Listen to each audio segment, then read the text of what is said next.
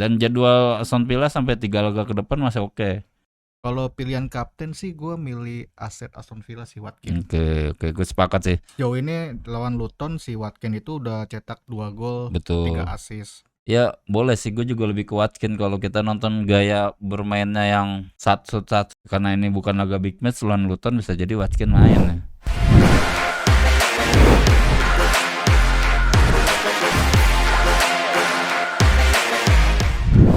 Gimana Bang Irfan?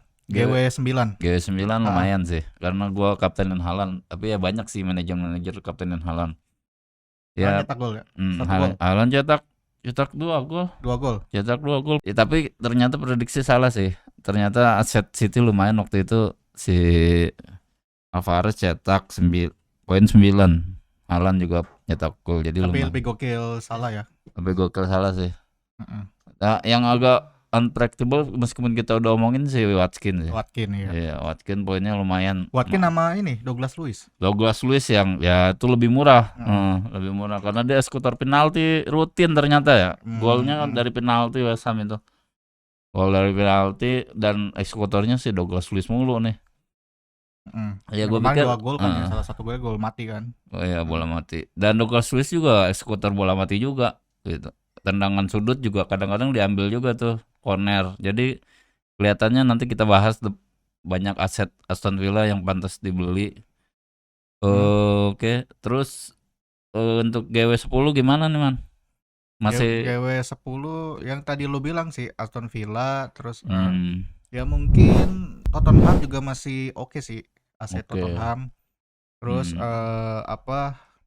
City MU kayaknya masih Wah itu City big ya, match ya, banyak big big match ya. match. Cuman ya karena MU peringkat papan tengah, jadi ya bisa jadi aset City Hmm. jadi paling dicari gitu, Tap- terutama dari serangan ya, dari serang hmm. gitu. Tapi backnya MU lagi oke nih, Maguire kelihatannya sama Onana belakangnya lagi kuat nih. Kemarin terakhir di Liga Champions Ya, cetak ya gol itu dan juga habis susah penalti. payah menangnya. Iya, tapi pertahanannya masih oke ya, meskipun Hmm. lawannya bukan kelas City ya. Mm-mm. Tapi gue pikir sih pasti alot ini di kandang MU di Old Trafford, big match, derby Manchester yang emosional lah, pasti pertandingan laga emosional dan kedua tim pasti bakal lebih hati-hati.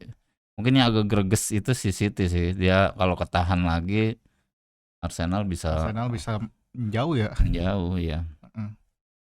Ya untuk dari gue ya tadi sama masih Aston Villa ya. Kalau untuk apa Son dengan Spursnya sih emang lagi cari poin banget karena mereka berupaya pertahankan posisi satu ya, itu Ya, agak-agak oke juga sih.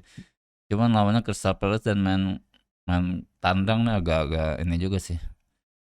agak berat juga sih ya Agak Crystal berat Palace. juga ya Crystal Palace belakangnya kadang-kadang kalau main di laga tandang, laga kandang dia sendiri lumayan kuat, Mm-mm. alot. Tapi ya eh Son sama Madison tuh kreativitasnya sama Kulusevski Iya. lumayan sih. Mereka Mm. jadi nggak monoton. Kalau mentok Son serang, dia oper ke Madison. Kemarin satu golnya Son, satu Madison kok. Tapi gue Mm-mm. lihat sih emang ketika dia diserang terus pemain tengahnya itu berhasil ngerebut bola, apalagi kemarin tuh pemain tengahnya nggak ada jagoan dia tuh, si Bisoma tuh. Karena akumulasi kartu, Mm-mm. tapi si siapa gelandang tengah dia tuh yang biasa main tuh kebetulan main dan bagus, dan cari back murah potensial. Tsimikas apa Gomez sih nantinya? Si Mika sih kemarin Mm. dimainin sama siapa pelatih Jurgen Klopp. sama Jurgen Klopp dimainin. Klopp main, tapi memang masih sampai menit 60 dia main. Habis itu dirotasi. Ya mudah-mudahan aja kalau karena potensi Lakesimikas dia maju ke depan ya. Di sini ada pemain murah potensial nih yang gue pikir lagi on fire dan pantas bisa jadi opsi ya. Pedro Neto lu lihat sendiri larinya kencang banget. Terus ada Simikas tadi kita udah obrolin ya. Cole Palmer mendadak naik harganya karena 3 laga terakhir cetak poin terus. Harganya salah tuh di situ tuh, bukan 5,6, harganya 5, tadinya 4,9. Dia udah ngumpulin 27 poin sampai game week 9 lumayan lah untuk Dia back sayap ya kalau Paman? dia bahkan enggak dong. Dia Enggak. dipakai di penyerang. Bahkan laga terakhir itu dia di penyerang tunggal, penyerang tunggal bareng Nicholas Jackson, bukan penyerang tunggal maksud gue tandem Nicholas Jackson. Tapi kemungkinan di laga besok lawan Brentford dia di sayap kanan bareng sama belakangnya si Gallagher. Belakang Gallagher, sebelah kirinya si Sterling lah pasti. Gitu. Nah, depannya mungkin masih Nicholas Jackson. Anthony Gordon juga masih jadi opsi. Anthony Gordon ya. Lumayan ya, ini anak muda ini masih suka ngesut dari sebelah kiri Newcastle. Atau tahu langsung ngerangsek ke depan gitu Kalau bola di gitu. depan, apalagi besok lawannya ya meskipun tim menengah ya, tapi pertahanannya agak kurang oke juga si Wolves. Gue pikir bisa jadi opsi juga untuk Anthony Gordon. Jadi pemain murah potensial yang mungkin teman-teman bisa jadi opsi. Nah, tapi yang tetap gue sorotin sih di sini Aston Villa ya, karena lawannya lu tonton. Iya. Tim promosi yang kayaknya baru kemarin dia dapat poin seri. Udah hampir kalah tapi diseriin sama dia. Kelihatannya Aston Villa tuh formasinya Unai Emery tuh full attacking banget kayaknya. Dia nggak takut siapa lawan, mau besar mau kecil nyerang terus. Jadi nggak ada istilah bertahan gitu. Apalagi kalau dia udah pakai formasi 3-5-2, si Cash sama si Digna tuh naik turun belakang. Wah, mantap banget sih nyerang Watkins, Diaby sama si siapa kemarin Douglas Luiz itu bagus sih. Tapi di GW10 ini kalau aset Aston Villa apa milihnya Douglas Luiz apa Diaby ya? Kemarin kan banyak yang pakai Diaby tuh. Cuman kan Zong ya lebih bagus si Douglas Luiz gitu. Nah, di GW10 ini mungkin ya banyak yang dilematis juga nih. Soalnya gue ngeliat si Diaby ini dia kan pemain baru ya. Jadi kelihatannya dia beda sama main di klub sebelumnya itu. Lebih pede, lebih banyak ngesut, lebih banyak masuk ke dalam. Itu pernah dia lakukan sih di GW awal, makanya poin dia lumayan waktu itu 65, bahkan sempat 12. Tapi kelihatannya dia belum sepede Douglas Luiz yang senior lah di Aston Villa, apalagi Watkins yang ada peluang dikit sat-sut aja kan. Kalau Diaby kan masih malu-malu sih gue lihat. Dia emang larinya kenceng, penetrasinya bagus. Cuman ketika dia ada peluang shoot kadang-kadang masih suka lebih baik umpan gitu, cari aman, atau dia kayaknya belum pede sih gue lihat. Jadi mungkin untuk Diaby belum ketemu rasa percaya dirinya di tim. Tapi kalau untuk skill ya peluang cetak golnya ya masih di Diaby sih. Karena dia posisinya tandem banget sama si Watkins. Kalau untuk Douglas Luiz ya ketika buntu serangan di depan Watkins dijaga, Diaby-nya buntu pasti diumpan ke dia nih. Dan dia shoot dan dia skuter penalti itu salah satu poin plus yang tadi gue bilang, sekaligus dia juga corner kick. Nah, ini ada keuntungan dan harganya lebih murah ya pasti. Jadi kalau teman-teman yang masih mau masukin Salah, Son atau 3 pemain premium, atau mungkin lebih memilih Trippier gitu yang back mahal harga 7, bisa dijadiin opsi sih. Douglas Luiz masuk ketimbang Diaby. Jadi kan ada lumayan spares 1,2 M ya. Jadi dan jadwal Aston Villa sampai 3 laga ke depan masih oke.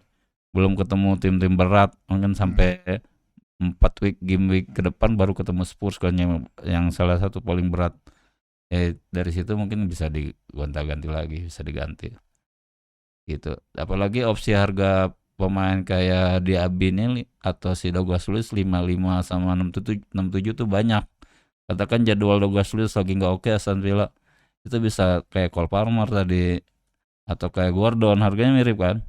Jadi bisa atau mungkin bisa Diaby itu sama harganya sama kayak Mitoma 67 kan, Mitoma 66 akan lebih murah. Atau bahkan si Brentford punya tuh Mbemo 67 sama kayak harga. Jadi bisa jadi rotasi, harganya banyak di posisi dia dengan harga yang sama, itu kualitas bagus tuh banyak gitu. Atau juga bisa aset Liverpool bang. Liverpool soalnya dari GW 10 sampai 17 bagus. Dia jadwalnya bagus. Betul. Cuman sulitnya lawan City doang gitu di GW 13. Iya, cuman pemain Liverpool yang itu kan harganya tujuan semua.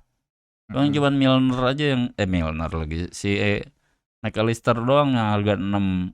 Kalau si Luis Diaz kan harganya udah tujuan 76. Terus juga si penyerang dia si siapa? Jota juga harga tujuan hampir 8 malah. Darwin Nunes juga harganya segitu 7,4 kalau nggak salah gue update terakhir itu. Jadi lumayan mahal. Aset-aset Liverpool tuh mahal.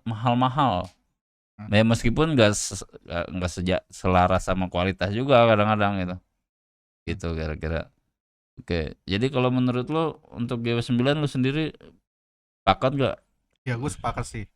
Pertama gue lebih tertarik ke Douglas Luiz sih. Oh iya betul. Dia juga ngambil bola-bola mati kan. Betul. Diaby gitu. Jadi, ketimbang Diaby, iya. Ya, cuma kalau gue mikir kalau ada Diaby, cuma nggak ada Douglas Luiz, lebih baik ya pertahanin aja Diaby, nggak usah ditukar sama Douglas Luiz sih. Betul. Kalau yang udah punya Diaby terlanjur dan harganya udah pasti dia naik kan up. Kalau lu ganti ke Douglas Luiz terus ntar lu mau beli Diaby lagi udah kena inflasi tuh lo. Inflasi harga. Iya. Gitu. Untuk GW besok lu punya pilihan kapten siapa man kira-kira? Kalau pilihan kapten sih gue milih aset Aston Villa si Watkins. Oke, gue sepakat sih. Karena ada yang 3 laga yang gue tonton tuh, apalagi Watkins sempat hat-trick ya, 3 game yang lalu. Apalagi lawannya Luton kan. Apalagi Luton. Sejauh ini lawan Luton si Watkins itu udah cetak 2 gol, 3 assist. Oh gitu ya. Jadi dia agak-agak lumayan produktif ya ketika lawan Luton ya. Di kandang sebenarnya Son juga produktif kalau lawan Crystal Palace. Dia udah nyetak 7 gol, 2 assist selama 15 pertandingan. Oh gitu. Cuman karena musim lalu ada Harry Kane kan di tengah. Jadi dia mainnya di sayap. Lebih ke kiri ya. Lebih ke kiri. Nah, kelemahan di Crystal Palace itu kirinya. Cuma kan sekarang kan dia Son itu ke tengah ya, lebih di tengah. Iya, penyerang tunggal, penyerang gantung. Iya, jadi kan dikuatnya Crystal Palace di tengah, mungkin ya. Jadi agak berat ya. Karena back Palace tuh di tengah tuh lumayan alot sih. Guehi itu galak juga tuh. Son di body dikit ya bisa jatuh juga tuh. Harus lebih bagus. Ya boleh sih, gue juga lebih ke Watkins kalau kita nonton gaya bermainnya yang sat ada peluang dikit shoot itu ya lebih itulah. Muhammad Salah juga bisa jadi opsi ya lawannya Nottingham Forest. Tapi dia cuma cetak 1 gol. Betul. Dalam 2 game lawan Nottingham Forest karena agak alot juga tuh. Nottingham Forest tuh lumayan alot, Turner juga lumayan bagus sebenarnya meskipun kemarin kebobolan 2 gol. Iya, tapi di menit berapa tuh? Menit 60. Menit awal dia nafis terus tuh. Poinnya hampir 8. Jadi banyak mungkin manajer tuh yang keprank sama Turner karena sampai menit ke 60 sekian itu poin dia 8. Habis itu baru kebobol, mungkin udah lengah ya atau kelelahan back teman-temannya, jadi dia keteteran. Akhirnya diseriin tuh udah unggul duluan. Sampai menit 60 up itu si Turner itu poin 8. Bayangin kiper dengan poin 8 berarti berapa save yang dia lakukan, lebih dari 3 kan. Nah mungkin di ketemu Liverpool dia lumayan alot si Turner itu.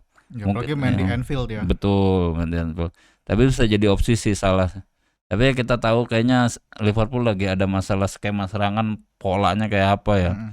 Nanti Luis Diaz kocak-kocak. Yang udah ketemu skema serangan ya itu Aston Villa udah rapi.